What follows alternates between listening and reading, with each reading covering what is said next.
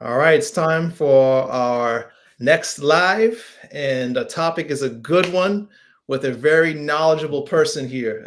Right, as always, as you're coming in and watching, we always like to greet newcomers or the faithful who are watching in the chat. Let us know who you are and where you're watching from, so we can greet you. Um, just reminder, we're streaming across multiple platforms, so you're not going to be able to see another person's comments always, but we can see yours. So if you have questions about how to build these guns, all right, and get strong while staying healthy, which is key, without sacrifice, on a plant-based diet, that is what we're talking about today. Carla, you made it from Chattanooga, Tennessee. That was my old hometown for a while. I Awesome. like Chat. I like Chattanooga. I like that view along the Oh, river it's there. beautiful. The Yeah, yeah, river? Yeah, yeah. man. So my man Daniel, man, it's been a man. Like, where did we first meet? What was it? The last Asheville Yeah, they event, did last Asheville. the, Yeah, the yeah. Spring Fest, I think. That's right, Spring Fest, and we were had tables right next to each other, right? Yeah. And I had to check your stuff out because I'm always about how to build muscle, how to get strong while Hmm. on a vegan diet, and it seems like you have a lot of knowledge of that, right? Right. That's your I thing. try. You I try, try. you Yeah. try. Always So a work in progress. we got a lot to cover. We got a lot to cover, man. People, if you have questions about how to get strong, build muscle, this is the guy. He's a professional power lifter. You're gonna have to let people know the difference I between power lifting. appreciate that you got the distinction right because people Yes, say that's right. No, bodybuilder all the he's a time, and I was bodybuilder. like, hey, you're gonna be disappointed. I'm not that shredded. There's a difference. There's a Yeah, difference. yeah. But yeah, you can let people know the difference between powerlifting and bodybuilding. Everyone knows what bodybuilding is. But I think just to let the people know, we're going to talk about yourself, your experience, protein. Hmm. How much do I need? Do I need to worry about it? And as an average person today, and then of course workouts. What exercises do we need to focus on if we're getting in the gym and we're looking to build strength? A lot of people are just novices in the gym and they don't know what to do. They're clueless. So you are the man. I appreciate you for giving us this half hour. So let's start off. I should call you Stone Cold Steve Austin. You probably gotten that right. People thought, yeah, because my name is Daniel Austin, and I'm from Texas also. You're from Texas. You got Yeah, that. well, people thought Stone Cold is from Austin, Texas, Exactly. Exactly. and that's not his last name. And granted, Austin is actually my middle name. It's just easier Okay. to say than my legal last name. Okay. But I did live in Austin, Texas. I mean, I'm from Houston, Okay. so that's part of the shtick here. But yeah, people were like, "Oh, are you trying to do this Stone Cold thing, but like vegan?" I'm like, "Well, I don't drink beer. I'm not a Yeah. drinker." Oh yeah, he used to But throw it down. yeah, no. If you want to associate like a vegan with a guy like that, I think that's cool. Because Yeah. it's different. Trying to show the variety of vegans we can have in the world. Yeah. Exactly. Yeah, Exactly. yeah. So how did you become vegan? Like what inspired you? I'm a musician. I come from the punk rock, hardcore scene. Bands in the '90s that were singing about animal rights in their Okay. songs. Yeah. But my mom was a vegetarian since before I was born, so I would say she exposed me first. But you know, when your parents do something, and granted, my dad was an anti-vegetarian, and my parents didn't Okay. stay together very long. Okay. Yeah. Um, so once there was a custody split, when I go to my dad's, he tried to undo whatever my mom. He tried to make me, if I didn't want to eat meat, he'd make me eat more yogurt and drink whole milk, and You gotta get the and protein and somehow. and bless his heart, he thought that's what would make me big and strong and Yeah. keep me healthy, but it actually gave me sinus infections as a teenager, and I didn't know that it was dairy. Yeah. Yeah. Me Because too. when I was 15 and I heard these bands, and I started thinking, okay, now this vegetarian thing is cool. I went vegetarian, and I Hmm. asked my mom. I said, okay, I'll eat whatever you got. That sounds good to me. Let Yeah. me, So it was cool that I had a parent that I lived with most of the time who was very supportive. Then went Hmm. to my dad's in the summer or on the weekends. He was trying to undo.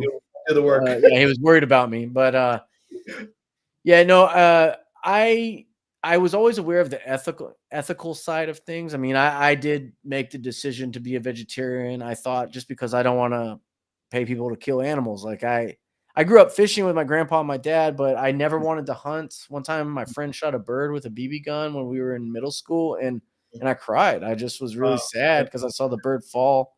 Yeah. And I just and then I started to equate, oh, it's messed up to kill a fish too. So I just had I guess I had an affinity for animals and didn't Mhm. want to kill them.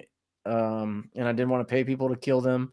Yeah. So it was, I thought, an ethical decision to become a vegetarian. However, it took me a good 7 years to give up cheese pizza. Mhm. Mhm. And that was an ethical thing too. When I saw veal calf videos and I saw the mother cows and the baby cows being separated and what would happen to them then, Yeah. and the emotional stress that put them in. And I realized, well, it's the same industry. So if I'm trying to do this for an ethical reason, I need to cut out dairy too. Yeah. And then I had those happy accidents of my respiratory system functioning, my sinuses clearing up, and my Mhm. allergies then became manageable and didn't give me sinus infections 3 or Mhm. 4 times a year, which is what happened to me when I was a vegetarian. So I was a very sickly vegetarian and Mhm. much healthier as a vegan.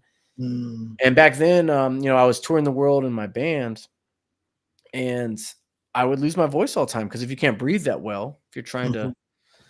project your voice, your vocal cords get a lot more strained if you're getting less Yeah. oxygen and such. And I would lose my voice, and I thought maybe I can't do this band thing. But then I went vegan, and it was a Yeah. vast Geez. improvement. It's huge. It's Yeah, huge. and then in my mid-20s, I didn't really know about fitness, but I was starting to lose that young person's metabolism and get a Yeah. little softer in the middle and Most stuff. And I'm often like, oh, I misconception. need to. When I started working out, I was doing calisthenics, and jogging in the park and stuff. And Yeah. but even the dairy at the time made it hard to run long distance because I'd start Mhm. hacking up Yeah. stuff. Yeah. The drainage from my sinuses would cause me to start coughing when I ran a lot. And once I went vegan, I realized, oh, I can run all day, Yep. So Yep.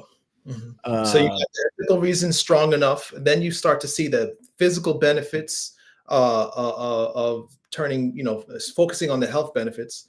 And I experienced that big time too myself because it was like milk and cheese was the last thing for me to give up. I used to mhm. drink some milk like it was going out of style, and I was so convinced that it was the key to getting strong. It's a great protein, right? Cow milk, right? But I'll tell you And this, man. I used funny to enough, it's really not that great. right, exactly, right. That's what you're told. That's But what we're why? told, but it's really not Yeah, that great. I lived with knee pain. If this is good for anybody, so Mm, and a lot of people struggle with arthritis. And I was young. Even my teenage years, my knees would hurt to the point where I couldn't kneel down and pray because a very religious background. So when I would be praying on my knees, I had to get up and switch knees because it would hurt so much. If I was mm, driving in a car long distance, anything more than 2 hours, my knees would be in so much pain. I wow. tell you, brother, within weeks of stopping milk, knee pain gone, Yeah. gone. Yeah, I believe it. Yeah. So you can't tell me there's not correlation. Right, So right. going into that, a lot of people want to know, okay, so what would you recommend? Well, I guess you didn't get into how you got into becoming a power lifter. Maybe you could tell us that. Yeah. And while telling us the difference between bodybuilding and powerlifting. Yeah. Okay, yeah, I'll start there. Powerlifting is a strength sport. It's not an aesthetic sport, which bodybuilding is judged completely subjectively by judges, Mhm. and they're judging your aesthetics, your symmetry, your size, and your definition, and things like that. Mhm. So a power lifter doesn't worry about how we look. There's kind of a stereotype that we're fat. Kind of like strongmen. It's like some people, to get stronger, they get as big as they can get. I Yeah. compete in a weight class. It's usually about 165 pounds. Mhm. Recently I competed in 181. I currently weigh like 176, so I had to compete in the 181. But I'm trying to not be as big as I can be because I'm only 5'7". So if I was 300 pounds, I'd have some major. It would be really bad for me. Just my Mhm. joints and such. Some Mhm. people aren't made to be that big, right? Yeah. Yeah. Um, so yeah, I chose a weight class I could be competitive in, and then my sport is 3 types of lifts. They're compound lifts. The squat, where the bar is on your back and you squat down to below parallel from your knees and your hips, Yeah. and then you stand back up. And all attempts in a sport of powerlifting are a 1 rep max. So you're trying to, you get 3 Much. attempts per competition, but each attempt you try to build up to your ultimate 1 rep max, So Mm-hmm. then it's the bench press where, you lay on a bench and you press the bar off your chest. And then the last one's the deadlift where you just pick a loaded bar straight up off the ground until lockout. Yep. So those are the 3 lifts in powerlifting. And I stumbled into that sport because I got a book in 2010 by another vegan author named Robert Cheek, who put out a book called Vegan Bodybuilding and Fitness. And it was about bodybuilding. And I didn't, 2010, I didn't know any vegan athletes. I worked in an animal rights organization, and I had been on tour at a festival doing a booth for this organization.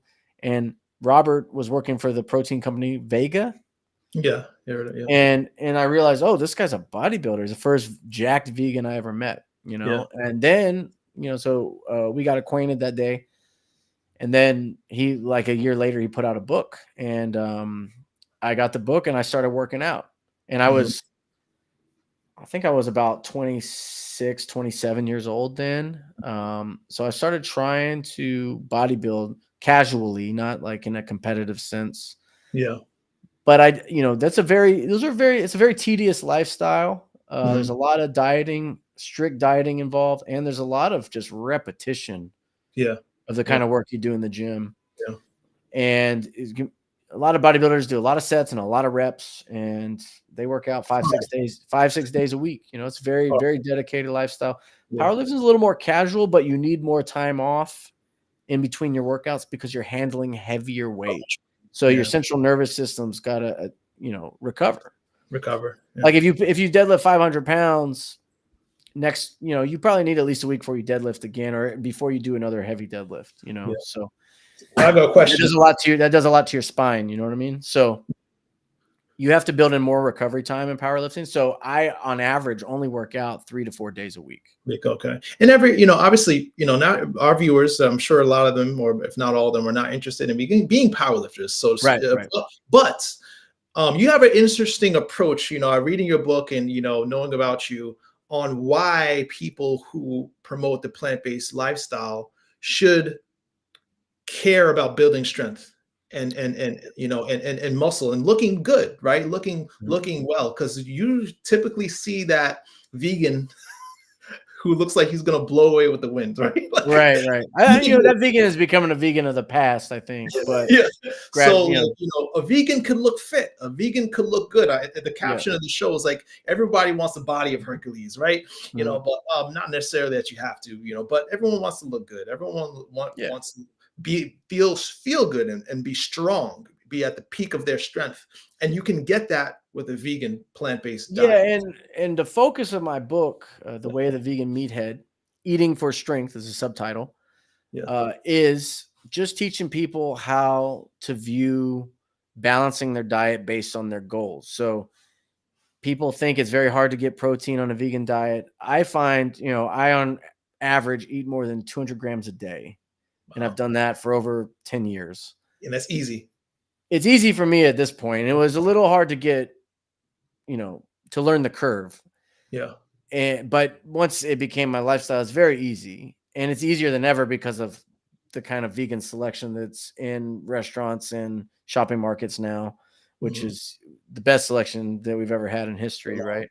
Yeah. So, but learning as vegan or vegan interested, vegetarian, plant-based people to know how to build a diet based on goals is going to help more of us be healthy, feel good, and stay vegan or vegetarian or plant-based, which stick with it. Because most people stop not out of caring for animals or out of concern for their health, but it seems daunting. It seems like they can't quite get the grasp of how to do it on a daily basis and how to feel as good as they did when they were eating more calories on an omnivorous diet. Whereas people don't realize how important a balance of fat consumption is and a balance of, equating the vitamins and minerals that you were getting when you're eating those high calorie foods. Because when you cut out animal products, you're probably losing a lot of fat sources, and that's more than double the calories of carbohydrates and Yeah. protein. So most people don't think about equating the calories. You have to eat more. Yeah. Yeah, yeah. Well, not even really, because I mean, one thing I talk about in my book, and a strength diet is a primary example of where higher fat consumption helps. Okay. Yeah. Because if you got to say, if you want to get stronger and you need to eat 2,500 or 3,000 calories a day based on your size and the condition you're in, that might be a lot for most people, right? Yeah. So a lot of people, I would say, especially women, struggle to hit 1,600 or 2,000 calories, or at least once you make it like real food and not just fast food, it can be harder to get the amount of calories you need to be successful at whatever you're trying to do. But if you build in some healthy fats and you're getting that 9 calories per gram of fat instead of 4 per carbohydrate, Mhm. you know, like we were mentioning cheese pizza earlier, and that was a vice for me to stop being vegetarian and go fully vegan. Yeah. When I cut out cheese pizza and I no longer had all that fat that's in the cheese, Yeah. I did get skinnier when I Mhm. went vegan, because Yeah. I didn't realize I was eating probably 60% of the calories I used to eat. And I was already skinny teenager to begin with. So my Yeah. dad was very worried. Yeah. Um, yeah. So it took me a while to realize, oh, I need to equate calories, Okay. you know, and eating enough fat helps. It also helps with your hormonal balance, you Yeah. know, What are the male healthy, or female. what like someone wants to make sure they focus on healthy fats. What are the sources of healthy fat? Well, I really think, I mean, you want less saturated fat. Yeah. Yeah. I did do a lot of coconut oil for years, and I talk about using coconut oil in my book, because when I was skinnier and I was having trouble gaining weight Okay.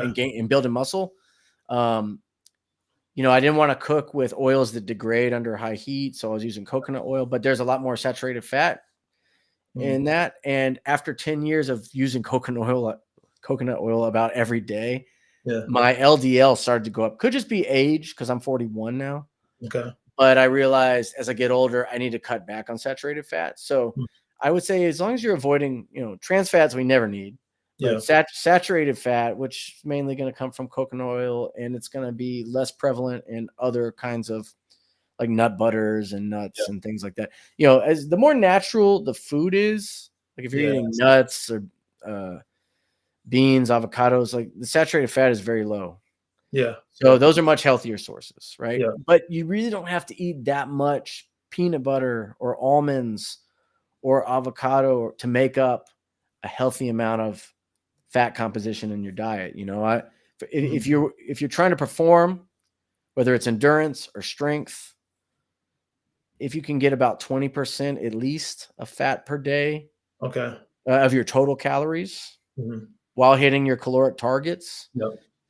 that's usually healthy enough to sustain your sex hormones, which is what gives you energy and the ability to recover and perform Yeah. and be aggressive. Workouts. Yeah. You And know, I think.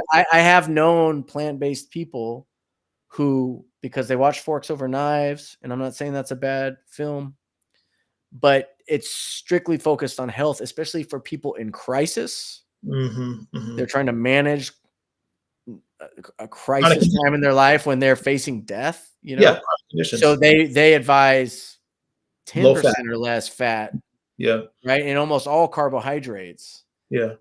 But that's not the same thing as an athletic performance diet, Yeah. whereas you I'm need glad you to said that. sustain. Yeah. I'm But glad you said that because. I had friends back in the day who they did like that, and they were just eating strictly plants, Yeah. and they were tired. Mhm. And one friend in Houston, he went to the doctor and said, "You have the lowest cholesterol of anyone I've ever seen in here." And he was just doing an extreme plant based, kind of avoiding fat altogether. And Mhm. Mhm. his testosterone was diagnosably low. Yeah. Yeah. So you have Yeah. to eat enough fat to sustain sex Exactly. hormones for energy. And I'm that goes glad for testosterone or estrogen. because everyone, obviously is different in where their goals are, and like you're saying, every eating to your goals. And I think this answers Donovan's question about being eating natural food.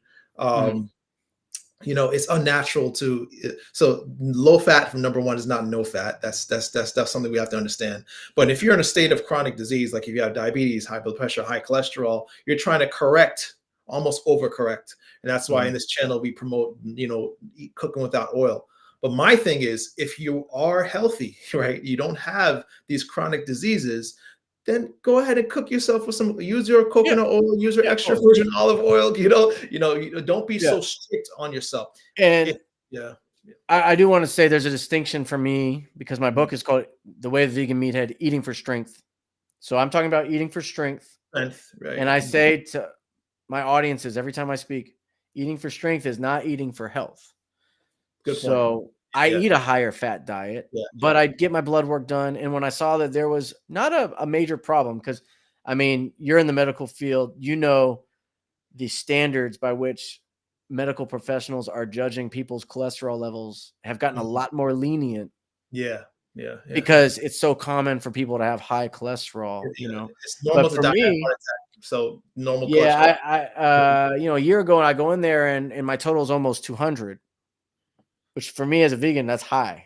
Yeah, But they yeah. go, "Oh, you have like the best blood work we've seen in here. If you're not at 250, We don't say nothing. we don't say anything anymore." I'm like, "Really? It used to be 200, I remember." And they're like, "Yeah, but Yeah, welcome to America. Things have exactly. changed." And I'm just like, "Well, that's not good." So what I did was I dialed back the coconut oil when I realized at 41 years old, It's I time to. was getting higher LDL, and I thought, well, Yeah, that's not good. yeah, And then granted, I've been fully vegan for nearly 20 years, but I was eating high saturated fat for strength, and it did help for strength. yeah. And I always say, if you look at the strongest men in the world, not vegan, but they're eating high saturated fat, high protein diets. But That's they what gets. say, we're not doing this for health. We got to eat this way, compete, get out by the time we're 45, or yeah, we're going to die. Yeah, yeah. And I don't want to be like that as a vegan. So I said, I'm going to cut out the saturated fat to a degree, not totally. But Okay. then my LDL went down, my HDL balance was a lot better, Yeah, I and appreciate I'm that. learning to manage that as I go along. But being that my goal is athleticism and strength, I'm going to permit myself to eat more fat Yeah, and because you like have you to get said, enough calories exactly, and it's such for a like that. time. And we're talking about fat. What about protein now? Like, what are your? I mean, so I know there's a certain requirement or recommendation for those who are non-athletic, and it's a Yeah. lot lower than Well, people lower, it's think. very low. Yeah. Yeah. I got this from PCRM, the Yeah, Physicians Committee for Responsible Medicine. And I think they got it from like Harvard Medical School. It's a yeah, pretty well agreed upon amount of protein that you need for general health, which is 0.36 times your body weight in pounds. that's it. Yeah, yeah, yeah, yeah. Or, let's say if you're obese, maybe your lean body mass in pounds Mhm. times 0.36 is all you need to sustain. Yeah. And Um, if you equate that, most people will be surprised that they're very easily hitting their protein needs without even trying oh, on yeah. Yeah. a Yeah. vegan diet, right? On a vegan diet, you do not need to worry about protein if there's one big takeaway message. But I'm like you, Daniel, like I go through periods of time where I'm trying to build muscle and build strength, and I want more protein. So Right. um where am I getting my protein if I want So to build some more strength and muscle? We talked about fat. there's What about? there's different there's different avenues you can take. Yeah. For me, again, eating for strength, not for health. I say anything is vegan under the sun. So the fake meat stuff. I really like the Morningstar Farms chicken strips because they're about 66% protein per calorie, which is really close to chicken breast, like Mm. like murdered chicken breast. Um, so it's one of the closest things you're gonna find. I mean, seitan, you Mhm. can have it's usually in the same range, 60-70%, depending on the blend of seitan. Tofu is about 45% calorie, but still that's a lot better than a lot of deli meats and things like that, and hamburgers, and other than the really like expensive lean cuts of meat like tofu, tempeh, Mhm. seitan can totally rival or beat in terms of protein per Mhm. calorie Yeah. uh, Yeah. actual slaughtered animal foods. Yeah. Um, those are my main ones that I rely on. But as an athlete, a strength athlete, you really need that Better edge. formula I gave you for 0.36 times your body weight. If you're trying to gain muscle and you're working out at least 3 times a week, hopefully 4. If you're a bodybuilder, you're going to be 5 or 6, or if you're CrossFit, 5 or 6 probably. Mhm. Um, you're going to probably need to eat at least your body weight in grams of protein. Gotcha. You Gotcha. know, Okay. but for me, I always try to factor in the fact that as vegans, plant-based people, we're going to be eating more fiber because everything we eat is going to have fiber in it, Yeah. aside Yeah. from like stuff with sugar, you know. Like But whole. Yeah. but the fiber to a point, especially if you're eating a high calorie diet for gains, Hmm. if you're eating more calories and then you're eating more fiber, it might cause you to flush a lot more Of food those out of your calories. system, and Yeah. that's less time to absorb the amino acids to rebuild your muscles. So, okay. So that's another reason why a higher fat diet for strength works, because you're not getting more fiber. Okay. Hopefully if you're eating plant-based foods, even some processed plant-based foods, you're still getting most of the time more than enough fiber, you know. Yeah. And I had the experience early on when I was trying to build and I didn't know how to balance the macros. I was going to the bathroom 7-8 times a day. I could have been more efficient Yeah. in terms of my digestion Okay. and not having to eat as much, but still make gains. Gains. Yeah. So that's something to consider, because obviously fiber is important for longevity and health, Yep. and your digestion and your immunity and the gut biome and all that. Yeah. But you can actually eat enough to where it causes you problems, and not only problems like if you're on a date or something, but or at work and you got to punch out and go to the bathroom more than usual, but also problems of bioavailability of proteins. Protein. Yeah. Man, good stuff, man. So you Yeah. talked about fat, we talked about protein. It's interesting because we're not going to talk a lot about the advantages, because we could talk all day about the advantages of being plant-based versus animal-based proteins and fats.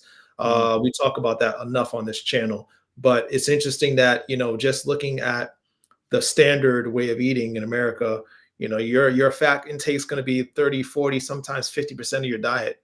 Just focusing on plant fats, you're naturally going to crowd out the unhealthy fats and probably be where you're at, like saying between about 20%.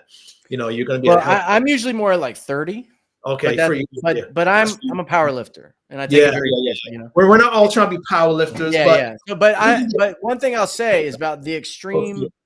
I say about my book, if you can teach someone how to get the highest demands of protein and fat for an extreme kind of athlete, you could Mhm. teach anyone how to eat less than that. You Yeah. know, so like my book is like the extreme of how to eat protein and fat as a vegan. Gotcha. And you could easily just dial it back. And I give you all the formulas for figuring that out for yourself in the book, because I know not everyone wants to be a power lifter. Yeah, Yeah. but you can learn a lot from one. So we're going to get to some questions once we're done with the last question I have for you. So get into the workouts. So what workouts are you recommending for people starting off in the gym? One, and then I guess on a follow up on that, recovery. What do you do to recover in between workouts? Yeah, what's your method? That could be a lot because it's very conditional. Okay, yeah, Like for me, I played sports as a kid. And I had an athletic background. I didn't have any injuries. So when I decided I want to start lifting weights, I could do compound lifts. I could do squats and complex movements with a significant amount of weight. But before I did that, and I think what gave me a good foundation between the time I played sports as a kid and got serious about lifting weights as a late 20s adult was calisthenics, just body weight movements, push-ups, yeah. pull-ups, sit-ups, Even body weight squats, right? Things like body weight that. squats. Yeah, yeah. All that. Now, that's not the most efficient at building a lot of muscle, but It's a good it's start. good for mobility. Mhm. It's good for proprioception and having a coordination to do a compound movement with a barbell or dumbbells. Mhm. Yeah, but that's a good place to start out to know, because say if I train somebody or I coach a power lifter, before I bring anybody on, I got to assess if they have any weak spots or muscle imbalances. I mean, can you hit depth on a squat? That's an important thing. If you have some mobility issues, I recommend starting with yoga. I recommend hiring a personal trainer, because it's important to learn the movements correctly and not cause yourself problems that are going to hinder you from continuing to train. So you got to get your foundations Yes. set. Do you recommend watching like YouTube videos on form or site? That can be fine. I don't know. I haven't been on bodybuilding.com, but they used to have an exercise library Okay. that would show you every kind of exercise. Okay. And Websites have something like that. one thing I'll say is if you get into a specific sport, there's going to be nuances about form. Mhm. And when I was a certified personal trainer years ago, that's not what I do for a day job anymore, but Mhm. I had to learn from, was it NASM, National Academy of Sports Medicine, certain kind of form to teach people to squat. It's not the same kind of form I teach a power lifter, right? So Yeah. there are nuances to those things, but I think learning how to do all the body weight stuff to proper depth and Okay. full range of motion first is great. First. You can Yeah. work with bands. Okay. Yes. But it can be very complicated. And that's why I would say you're going to have to invest in some kind of probably a class or an instructor or a trainer. That's good Yeah, advice. if you don't have an athletic background, Yeah. Yeah. because it's really like one thing I used to do. One of my first people I ever trained when I lived in Philadelphia and I was a trainer was one of my first clients was a guy that had herniated discs and he'd just gotten out of physical therapy. Mhm. And here I am, like quasi powerlifter, bodybuilder type guy. I wasn't competing back then, but I had him do a lot of plank work and a lot of core strength. He couldn't flex his spine a lot. And we had to really, but within 4 months of doing a lot of core work on stability balls, like I'd Yeah. have him squat with a ball rolling on the wall so he could lean back into the ball and Mhm. not have to completely support himself. And he could build the range of motion over the weeks, Yeah. things like that. It really helped him to where I had him deadlifting in 4 months. Wow. That's Light, awesome. like light, but like Yeah. Yeah. the state he was in before, he couldn't imagine that he was ever going to do that again. That's So good. a lot of it is core stability. If you got back problems, that's usually core weakness. It means you got to do planks. You got to maybe work with a stability ball. You could do every kind of exercise on stability ball, and you're always working on your core stability, Okay. even if it's overhead presses or something like that. Yeah. So Okay. that And those helps. stability balls are like those big like medicine balls you see in the gym that people are. They're not. Yeah, they're real light. They're very light. Yeah. Yeah, They're they're the air. squishy, Yeah. yeah, So yeah. that's so anyone starting Some off. ideas. Yeah, calisthenics, or a lot of people don't know what that means. It's basically Body weight movements. your Yeah, body weight instead of adding weights. right. And then you can probably transition after some Prison time. workouts. Prison workouts, right? Pull up squats, the body weight squats. But then you can move on to compound with weight when you're doing things like squatting or bench pressing with actual weights and doing more than one body part at a time. Right. Gets you big. Yeah, I love it. Love it. So we have a few questions. Let's go ahead and go to the questions. Let's see. Okay. So Donovan, I guess he likes cheese pizza too. How do you replace cheese pizza if you're vegan? So look, the vegan cheese lobby is not very happy with me because vegan cheese not a health food. It's mostly starch. It's mostly oil. Yeah. It doesn't have protein like animal-based cheese. Doesn't mean you should go eat animal-based cheese. It just means, there are things you could make with nutritional yeast or like nut-based cheeses or dressings that you could put on pizza. Pizza is going to be a little different as a vegan. And for me, the big thing because cheese was my last vice when I was a vegetarian. Yeah.